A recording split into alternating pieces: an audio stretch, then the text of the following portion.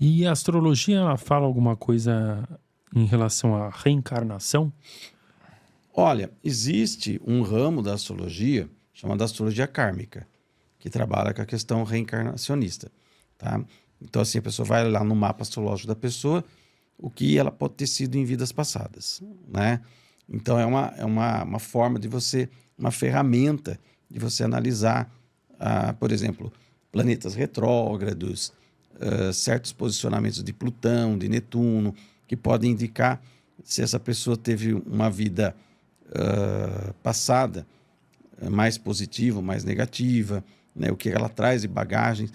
Tem os chamados nodos lunares, isso também é muito usado na astrologia védica, que é a astrologia hindu, né? Os nodos da lua, que são pontos matemáticos, eles apontam o karma e o dharma das pessoas, né? Isso daí tem a ver, a questão da reencarnação, ela pode ser vista pelos astros.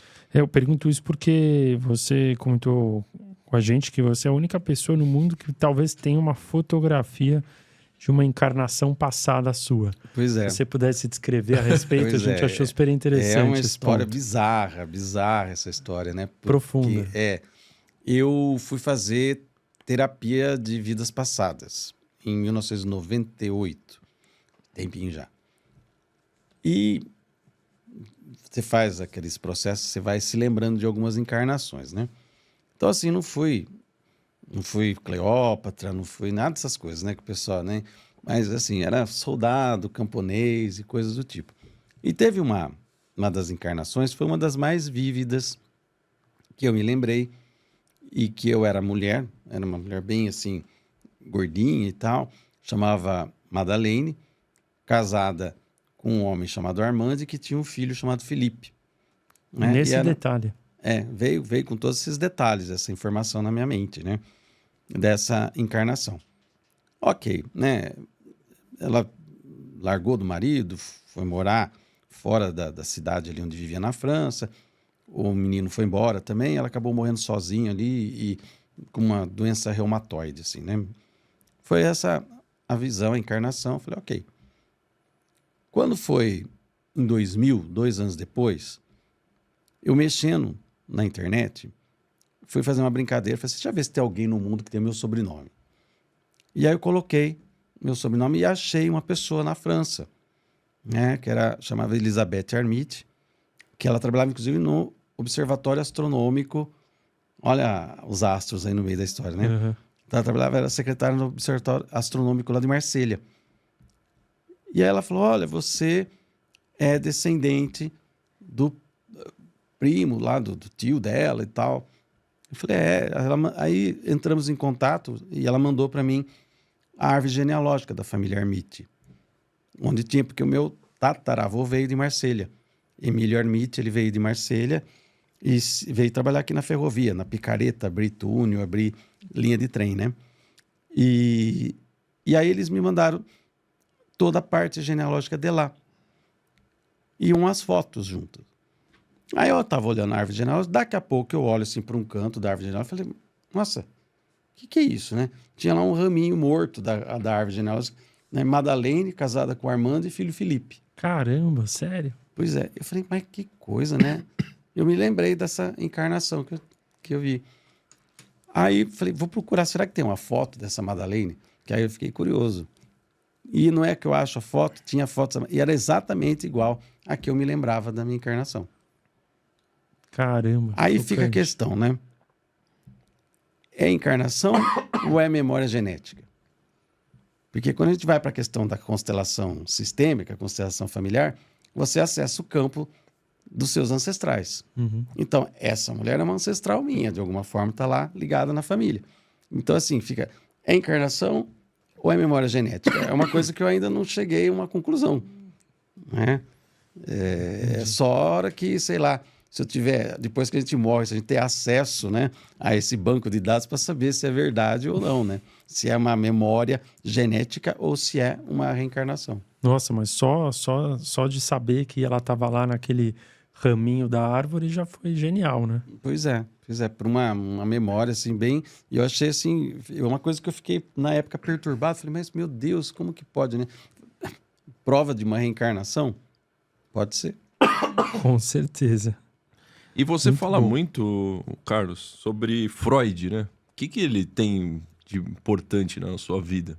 É que assim, eu tô concluindo minha formação em psicanálise, né? Concluo agora esse mês, né? E o Freud, ele não tem nada a ver com astrologia, né? Acredito eu que ele até não tivesse uma visão muito assim. O Jung, sim. O Jung já Tinha um abraçou. pezinho lá. O Jung já abraçou a astrologia para ele e tem muita coisa do Jung ligada à astrologia. Mas o Freud, ele faz uma topografia do nosso inconsciente, né?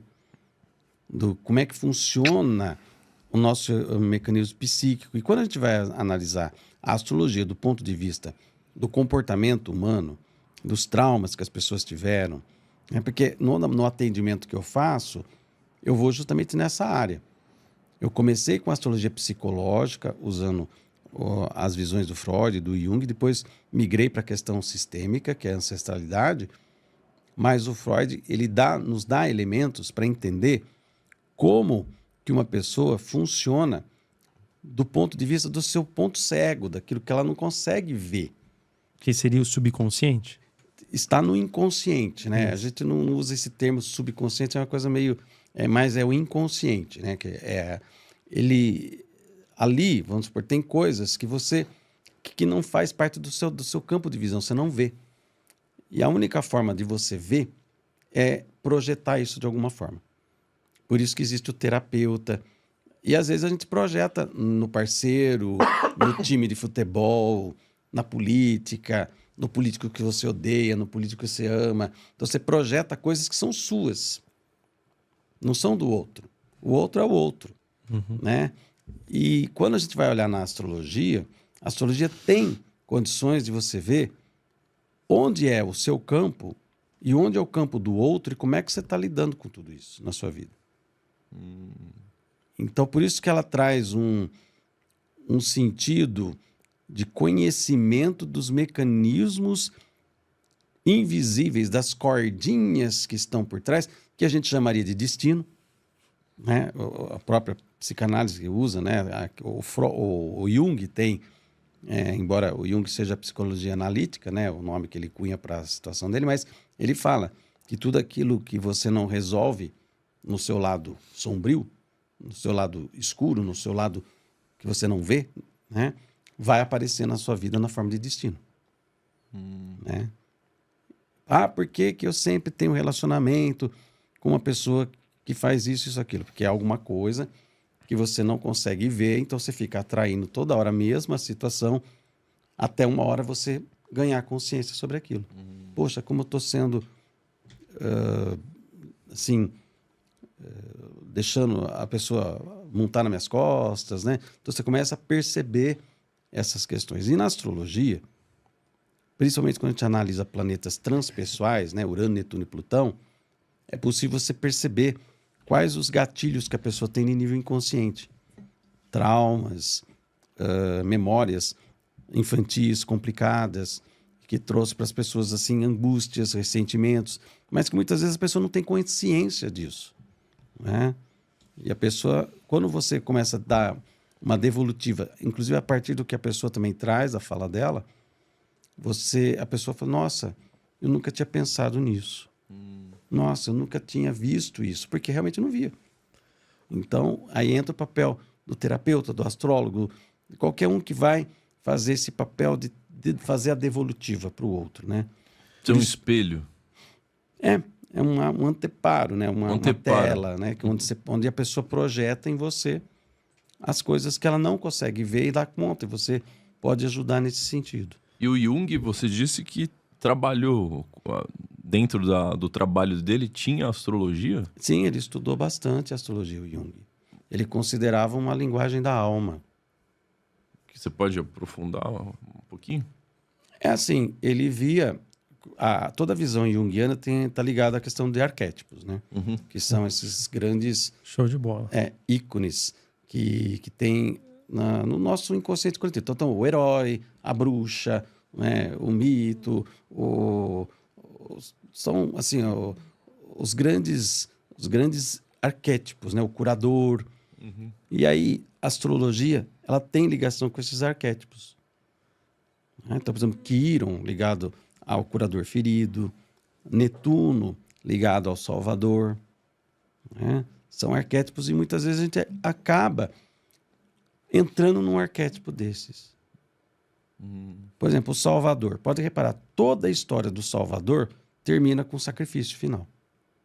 Jesus Cristo é o mais emblemático deles, né? Mas não é só. Você pega todos aqueles que vai salvar uma comunidade, ele acaba tendo um final trágico, né? Então, é um arquétipo. E às vezes você vê... isso acontece, você acha, na sua opinião? Bom, aí a gente tem que conversar com quem configurou o software da humanidade, porque é uma coisa que roda aí. É um programinha, como se o arquétipo fosse um programinha. A partir do momento que eu assumo um arquétipo, eu rodo aquele programa. Então, o Salvador, ele sempre tem essa coisa de se dar para o outro e acaba sofrendo um fim trágico. Outro arquétipo muito interessante que a astrologia trabalha é o chamado Puer Eternus, a criança eterna, ou síndrome de Peter Pan, como fala aqui no Brasil. Tá? Então, é possível, astrologicamente, você ver a pessoa que está ligada a esse arquétipo. E toda pessoa que está ligada ao arquétipo de síndrome de Peter Pan morre jovem. Cazuza, Freddie Mercury, Ayrton Senna. Geralmente são pessoas de uma genialidade incrível, de uma personalidade tinhosa, mas que elas se consomem rapidinho como uma vela ao vento. E muito cedo morrem. Isso é um arquétipo da criança eterna. Tá? E então estão ligados aos planetas. Cada planeta teria um arquétipo. Mercúrio é um dos ligados a isso. Mercúrio é um dos planetas que mais tem a ver, e ele é ligado com não só com o mensageiro dos deuses, como vem da mitologia grega, mas muito mais profundo com o truqueiro também. Aquele que é a criança danada, a criança que faz a arte. Na mitologia nórdica seria o Loki. Né? Então, aquele que vira casaca, que ora está a favor do irmão, depois trai o irmão. Né? Então, e o Mercúrio está muito ligado a esse campo da criança luminosa, da criança que é um mago, ela faz tudo, ela brinca, ela cria, ela dança, canta, mas muitas vezes ela entra pelo lado negativo e se consome rapidinho. E você comentou de planetas transpessoais. O que seria isso? Por que essa denominação? Porque assim, vamos imaginar, tá? Vamos pensar numa cidade. Como era a cidade lá no tempo da Idade Média, elas eram muradas, né? Sim. Então estava lá, tinha o rei, a igrejinha, né? A feirinha, né? O comércio, tudo. Então assim, se você pega Sol, Lua, né? Que são os chamados luminares, Mercúrio, Vênus, Marte, Júpiter e Saturno, tudo isso está dentro de uma ordem cósmica, que era a ordem cósmica que se conhecia até a Idade Média. Então, é como se o Saturno fosse a muralha, tá? Que cerca e organiza essa cidade. O castelo onde fica o Sol, o rei e a rainha, a Lua. Né? O Júpiter é a igreja onde fica o bispo. Né? Vênus e ali os camponeses, o cara que trabalha no curtume. Marte, os guerreiros, os cavaleiros, o exército. Para fora desse muro, dessa muralha, você tem um mundo desconhecido. É a muralha lá do Game of Thrones, né? Sim. Além da muralha. Urano, Netuno e Plutão. Que foram descobertos depois. Depois. Urano foi descoberto perto da Revolução Francesa, final do século XVIII. Netuno no século XIX. E Plutão no século XX. Então, a astrologia, até a Idade Média, não se conhecia sobre Urano, Netuno e Plutão. Né? Então, eles foram adicionados depois como regentes também de signos.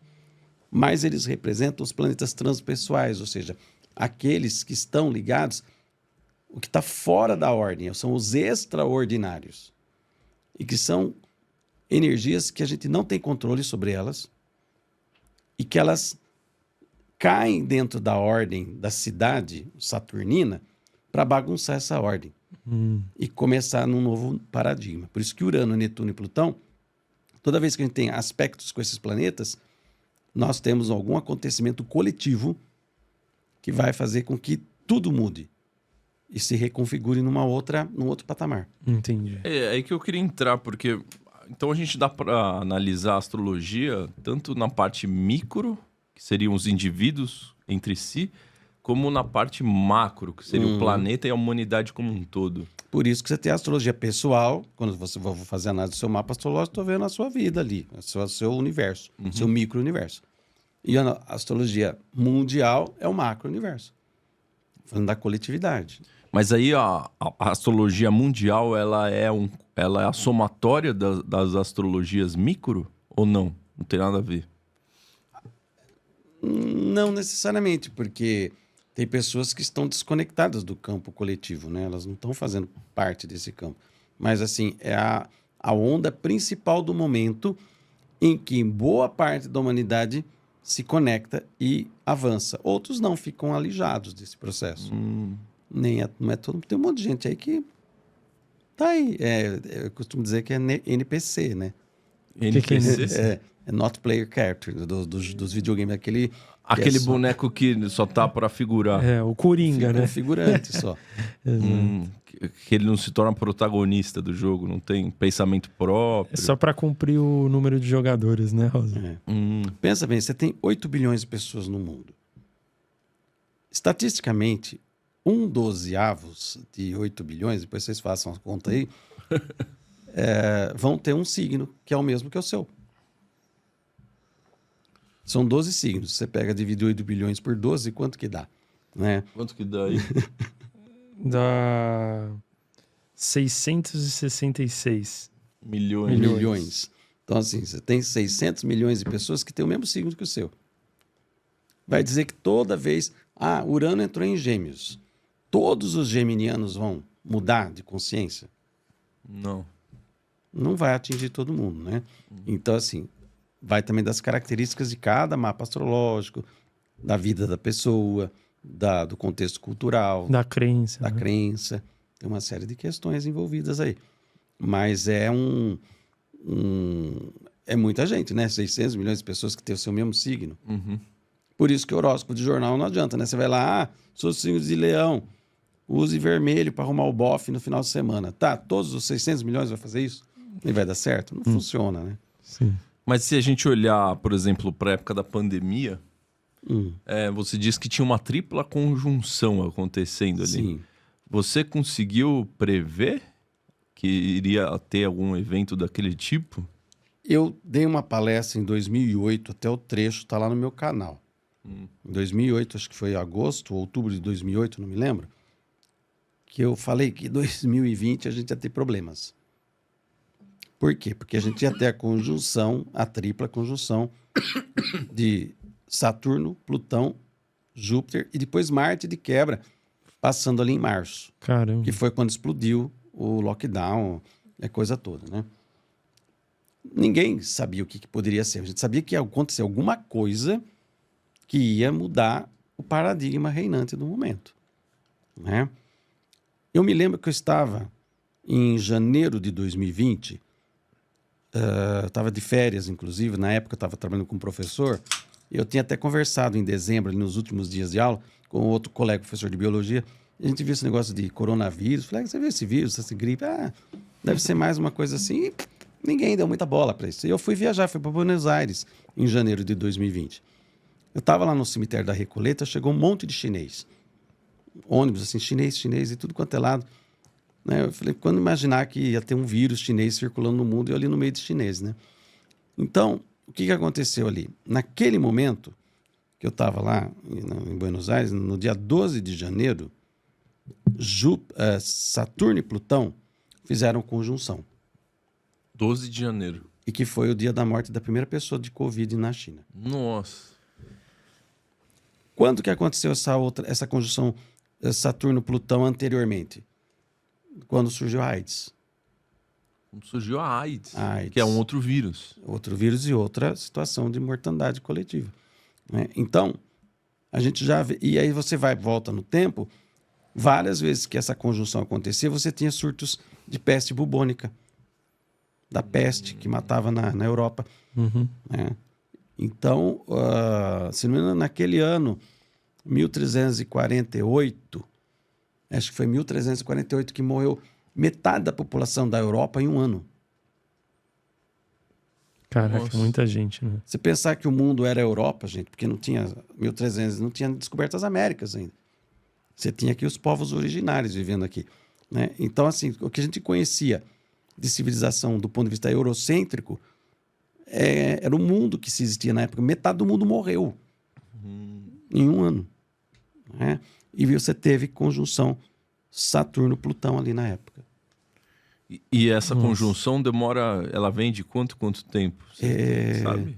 Se não me falha a memória, 35, em 35, quando você vê, foi 1980, aí nós tivemos 2020, isso daí deu 40 anos, por aí. 38, 40 anos, que essa conjunção acontece. Então a gente não para os próximos anos estamos tranquilos em relação a novas pandemias. É só, acho que 2053, alguma coisa assim. Se não me engano. Mas muitos falam que nós podemos passar por uma terceira guerra mundial, tal. Quando tiveram grandes guerras, quais eram as conjunções que estavam tendo e tem alguma previsão disso acontecer? Olha, como eu falei para você, a gente está tendo essa entrada de Urano em Gêmeos, que foi o que aconteceu também no período da Segunda Guerra. Mas, astrologicamente, eu não vejo essa questão de Terceira Guerra Mundial acontecendo. Pô, que bom, hein? Por quê? Eu acredito que, não sei, é uma coisa minha, de crença minha, pessoal, né, de que não vai haver. O que pode acontecer, numa hora ou outra, um louco aí jogar uma bomba nuclear, suja, alguma coisa do tipo, que causa uma destruição local, mas não vejo essa beligerância mundial, de exércitos mundiais se atacando e se destruindo dessa forma. Hoje, as guerras são localizadas e são por procuração, né? Essas guerras que a gente vê para vender arma e testar armas, né? Econômica. É uma economia por trás. Então não faz sentido você ter uma terceira guerra mundial nesse contexto. Agora, nós vamos ter mudanças tecnológicas incríveis nos próximos 7 anos.